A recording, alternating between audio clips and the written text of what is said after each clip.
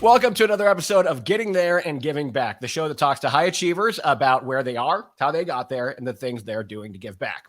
Today's guest operates Karl Bimshas Consulting, where he advises busy professionals on essential leadership development and accountability skills to create environments where great leaders outnumber lousy leaders, and better leadership is the norm, not the exception. Thanks for joining us, Karl. Glad to be here. Thanks for having me, AJ. The last part of that intro really resonated with me. I think a lot of us have worked for more lousy leaders than great leaders.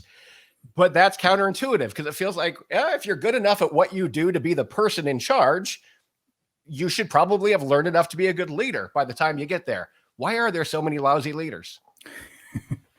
Why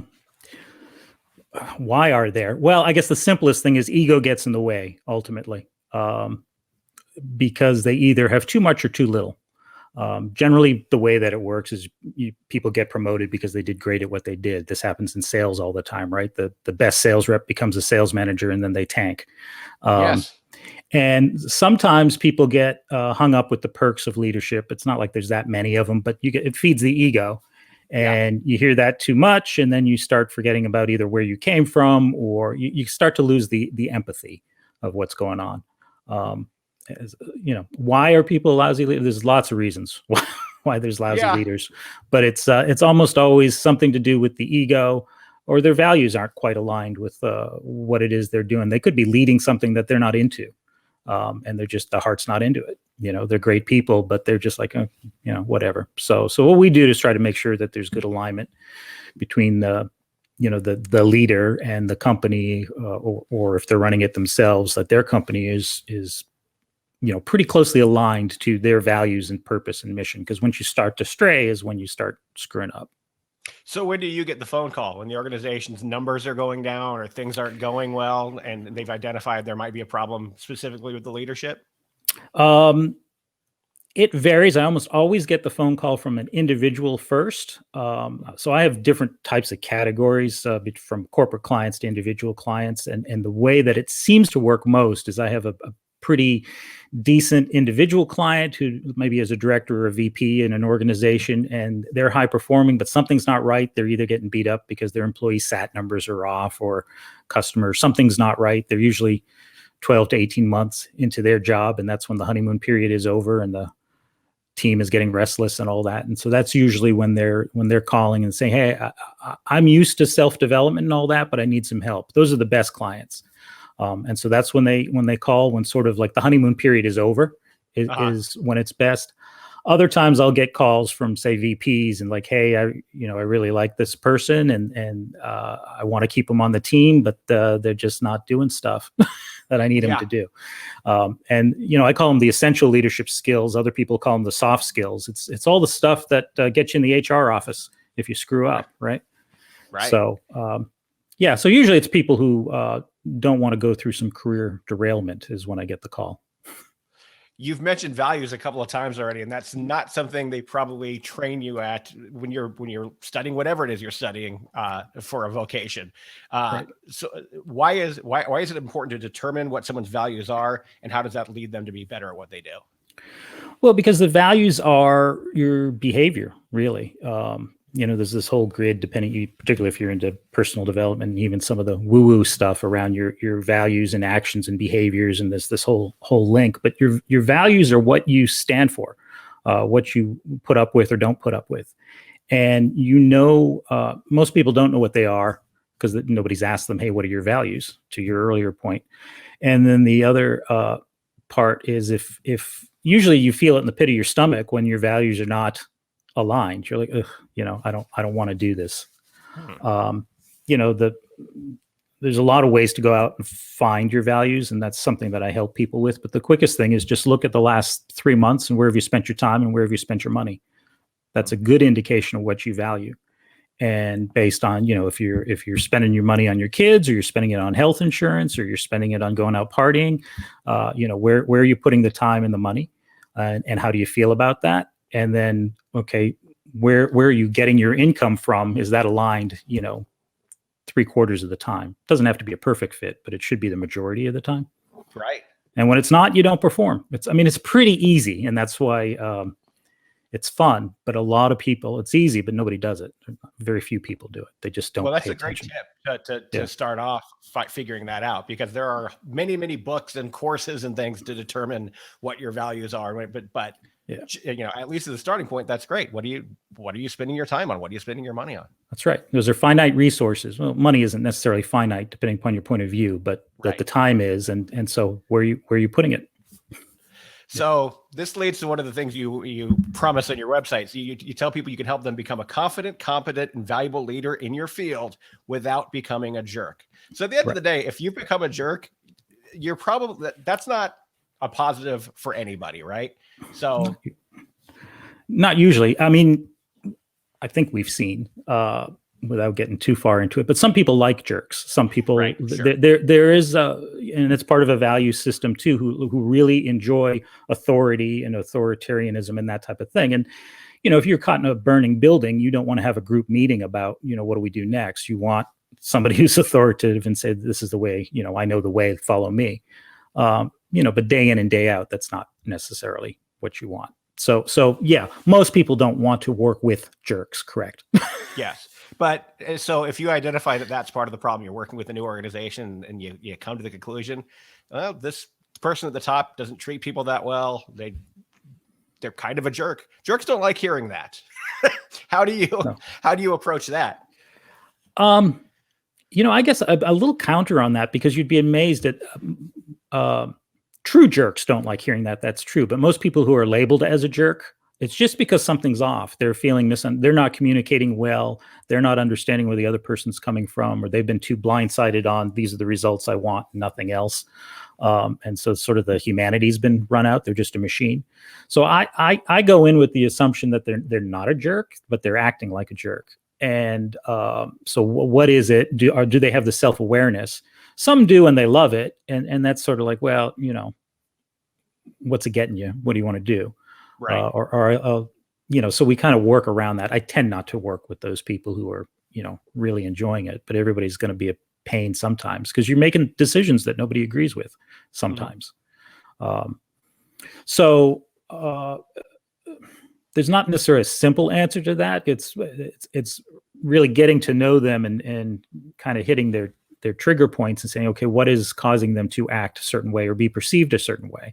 Either, why does nobody understand me? Why won't they do what I tell them to do? Are they hung up on the title, but they're not really out there, working with people? They couldn't tell you when somebody's birthday was, or, what's going on at home or something like that. So, sure. And it's going to depend on the industry too. I mean, some industries are very much kumbaya and let's get to know, and I want to know everything about you. And others are like, look, we're all cogs in the wheel and we don't want to spend a bunch of time. We're just using the intellectual property here and let's move on.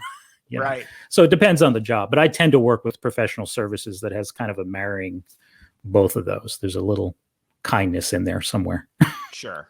So I imagine that's not the most common problem you come across when you start working with a new agency, or a new business. But what is most often something that always needs a little tweaking if they've never worked with a consultant before? What's the most common one?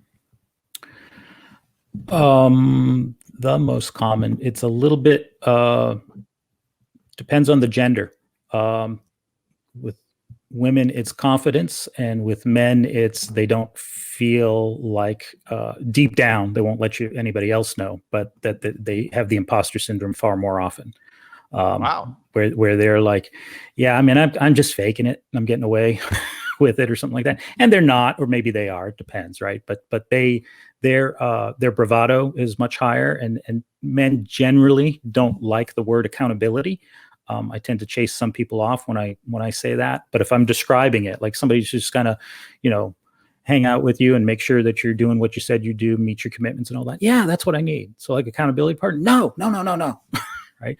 Whereas women are going to be more like, that's exactly what I need. Somebody who's going to hold me. But women tend to be, it's more of the confidence factor, because they're being, and I'm very broad strokes here, sure, but either they're not getting reassurance and validation at home for whatever reason. So like they have an idea of something they want to talk about work, and like, oh, we're at home now, let's not talk about work. So they don't feel heard. So they're not getting that support. It's really not, it's less confidence, more support that women aren't getting, or at the office for whatever, gender issues that are going on, women aren't feeling heard or something like that. So those are the common, I said confidence, but I really mean support from the female side, women's side, that they're not getting the level of support. And men are far more going through imposter syndrome. Like they're really looking to me for validation. That's super interesting. That it's in both cases, it's something psychological. It's not, that people are disorganized or people are not prioritizing right. Yeah. Like those things need to get sorted out after you get their minds right. That's exactly right. All that stuff is like the sprinkles on top of the sundae there. It's the little things, and they like those because those are tactical things that they can do, but that's not the issue. It's getting the headset right more often than not. Yeah. Well, let's talk about some of those sprinkles. Okay. So you've gotten out of their imposter syndrome. They're feeling more confident or supported. And now you're going to do some of your magic. And one of the things you do is help people maximize their existing strengths. Mm-hmm. If you're dealing with a high achiever in sales, they're already pretty gosh darn good at sales. How do you do that? How do you maximize these strengths? So one, we just agree what they are. So if you want to stick with the sales ones, I mean, they're probably hitting their numbers, they're retaining clients, whatever it is, right? They're doing a great job.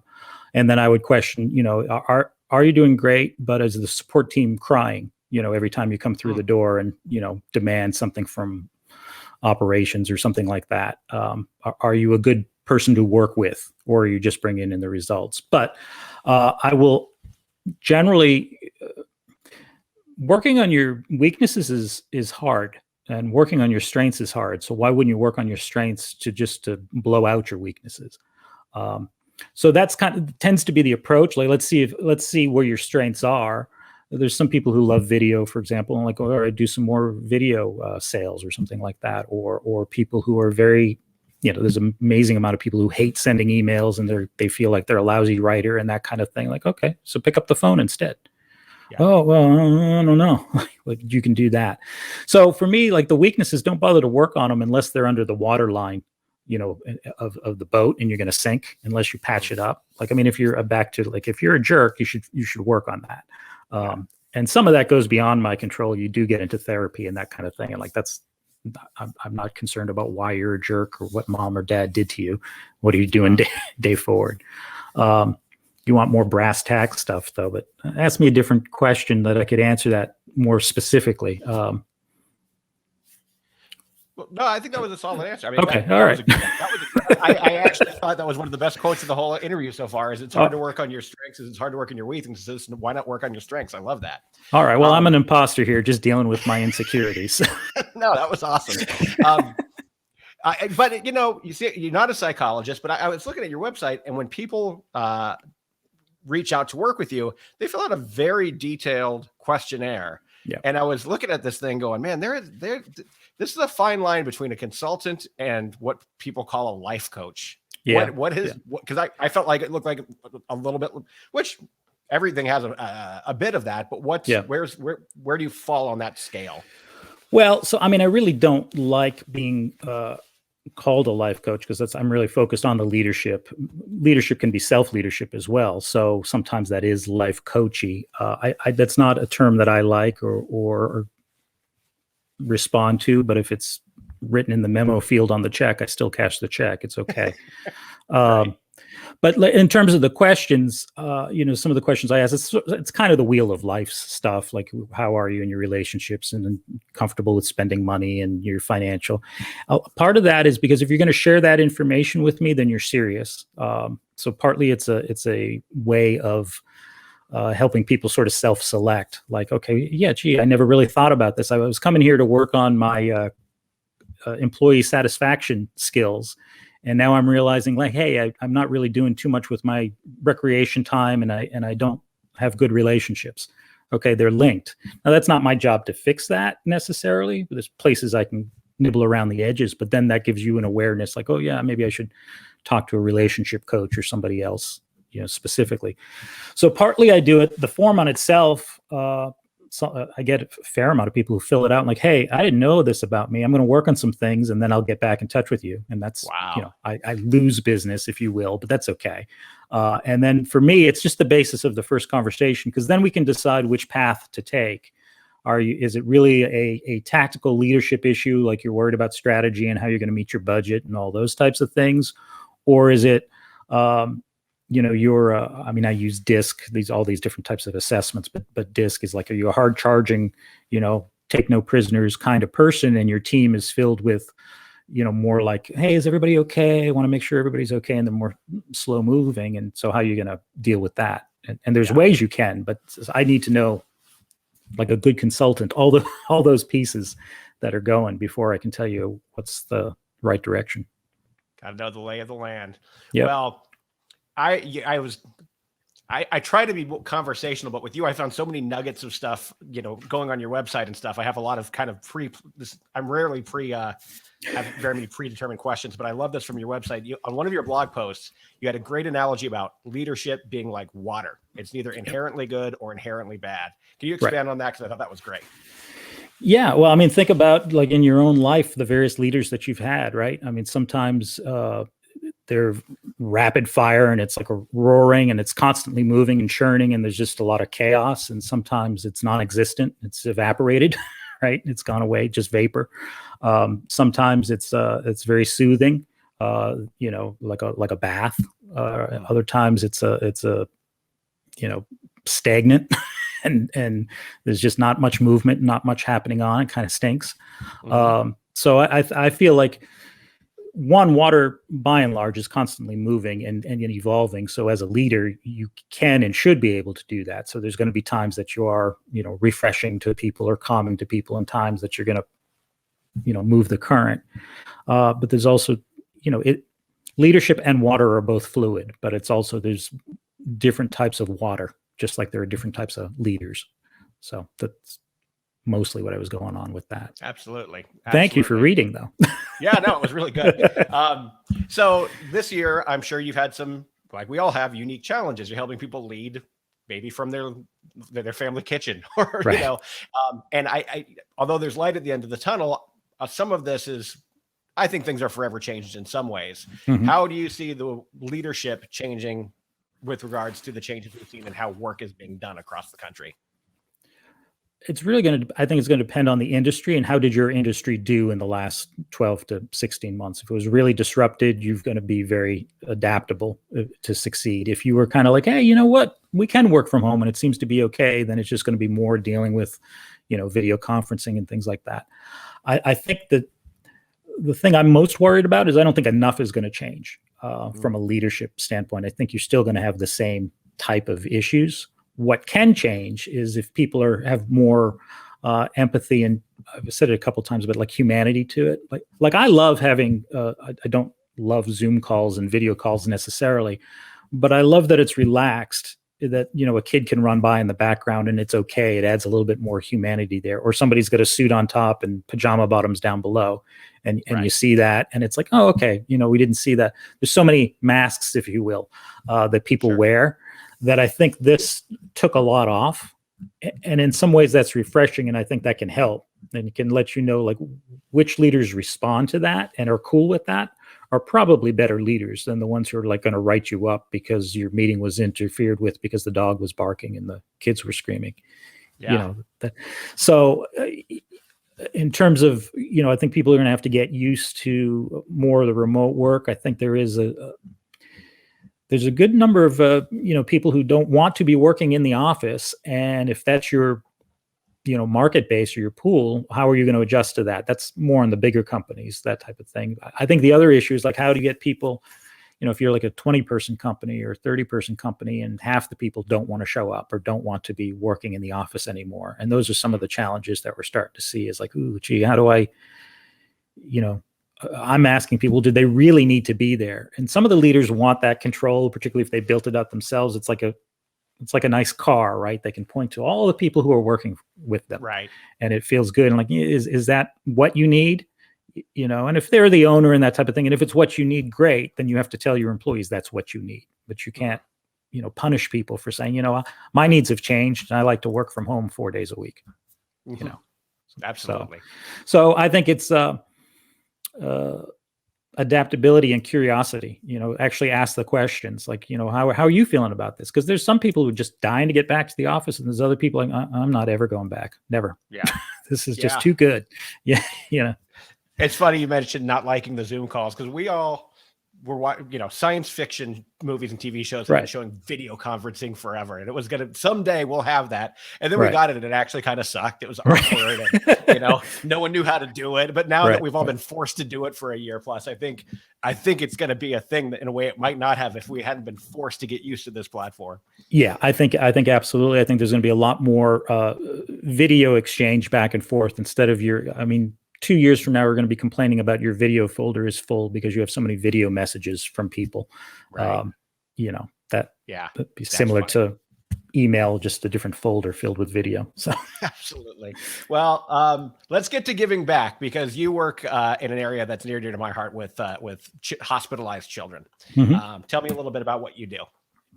So I'm involved with this charity. It's close to 20 years now, 18, 19 years, called the Children's Holiday Magic Project. And I was on the board of directors for about 4 years or so. And just that assignment just ended, but still involved with the charity. And what they do, originally, it was they created a CD, compact disc for the kids out there. So, and so it was some voiceover talent would read a story. And then it would be interspliced, almost like a radio show, like a 1940s radio show. Think that, not that cadence, but just some music. And so it was a chance to have some artists get some exposure that they wouldn't necessarily get, which you can do on TikTok now. And then a story for some voiceover talent and things like that. And so that started as a project. The founder is Jeff Gelder, and he's still involved. And that disc would go to kids who were in the hospital during the holiday. So what they did, so that disc would have holiday songs and a story. It would involve like Jeffrey the reindeer and Santa Claus and some other guests from different denominations and things like that. So it was just very feel good. And then what they did is they deliver it in San Diego. There's Rady's Children, but we had a few other satellite. We call it satellite just because we're in San Diego, but other cities. Right. And several years ago, you'd go with a chorus or a guy with a guitar or something like that and sing to the kids and pass out the CDs and that type of thing. And that's what it was for a while. But then the flu and then, of course, COVID, just can't get in front of the kids anymore. Right. Also, CDs are not as popular as one would think. So we over the years have transferred it. So now it's streaming. And now it's sort of like an activity book that we deliver to 70 hospitals across the nation, plus one in London and Singapore as well. This last year. And so you get an activity book, coloring book, some activities, box of crayons, and then link to the download of the music and a story. And so you get voiceover talent. And so all these talent are donating their time and all that. And that's given out to, 10, 20, it depends on the year. Most of the hospitals have been 7 or 8 years running. I want to continue it. Most people, sometimes they don't because of storage or something like that, but it's been great. I mean, it was, I won't say more fun, but seasonally it's fun just to be able to deliver it and see the smile on kids' faces who are hospitalized over the holidays, or bring a little relief to the parents or something like that. But we're still able to do it. This past year did everything online in a virtual auction and that kind of thing to raise some funds and do that. So that's huge. I work with Rady's a lot, and I know that's something people don't necessarily think about, is when kids do happen to find themselves in the hospital over the holidays, those parents, they're trying to take care of their siblings. They're going back and forth from the hospital. Half the time they're sleeping over at the Ronald McDonald House. And making the holidays feel like a holiday is huge, and it makes a huge difference for the kids, but also for the families, and the staff gets to see everyone light up. It makes a huge difference. What inspired you to get involved in that? Well, I for quite a while I hadn't really been giving back, so that was partly like, oh gee, I really kind of should be doing this. I'd be giving back, say, with clients or some pro bono work or that type of thing, or something like that, but I wasn't really getting deeply involved. And so I met Jeff Gelder, who's the founder, through a mastermind group that we were both involved in. And so just got to know him and became friends and worked on that. So I got roped into it initially. So Well, it's very cool. Let's wrap up with our final 3 questions we ask everybody. All right. Do you have a habit or a ritual that makes your life better? So like showering and brushing teeth. You want something a little bit more involved than that, right? No, Habit or that counts, man. I respect a good shower. Yeah. No, I would say, so I've always done some journaling, but not necessarily as disciplined on it as you should be. But one of the things I've done probably for the last 6 months or so is in the evening, figuring out 3 things that I have to do the next day that will win the day. And so I have a little folder and I call it Win the Day. And I just put down the 3 things that I've got to do that I feel like, if I do it tomorrow, it'll be a win. And then I just, that's in the notebook. It's the first thing. Usually the phone is the first thing, truthfully, but it's one of the first few things I see in the morning. And then I just keep with it. And the idea is you work on those 3 things and then you can work on other stuff.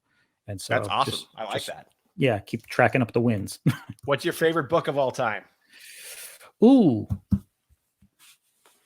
of all time. That one's too tough. I don't know. We all have, everyone struggles with this one because we all have so many books we like for different reasons. What book would you recommend to a friend? So this is obscure, but not that bad. So Ken Blanchard, who was a mentor of mine, has written many books, but several years ago when it was more nice to see whales trained and jump through hoops and that kind of thing, there was a book called Whale Done. And he worked with people in SeaWorld in Florida. And the idea was, it's not a great analogy anymore, but things you had to do to train a whale as a very big mammal are what are some things that you can do with your team. And so there's like getting things approximately right and constantly rewarding when things are going well and that kind of thing. It's a very simple read. It's a parable. It's not great for people who are super sensitive on those issues, right? But it's very, it's of the age. And for me, there's a lot of nuggets in there that I still use today, where it's just sort of like, you get it approximately right. You're going in about the right direction, praise frequently, be careful. There's just a lot of, That's a great one. A lot of people, that's probably the first they've heard of it. It sounds like a great book. Last question. What's the best advice you were ever given? Oh, so I don't know if it's best, but the first one that came to my mind, and I use it a lot for whatever reason. Don't cry for things that won't cry for you. A little bit of a stoic, so that might not work for everybody, but it doesn't mean you can't be emotional. But if certainly most things can be replaced, but also like if something is not crying for you, you probably don't have to shed too many tears over it, and you're going to be okay. I love that. Perfect. Thank you so much for your time. I think we all got a lot out of what you had to share today. So thanks for sharing it with us. Great. I appreciate it, AJ.